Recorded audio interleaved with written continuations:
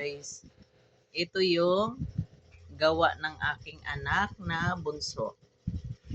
Ayan, si Snow White. Ayan, may bahay. Oh. Pasko na sa kanila.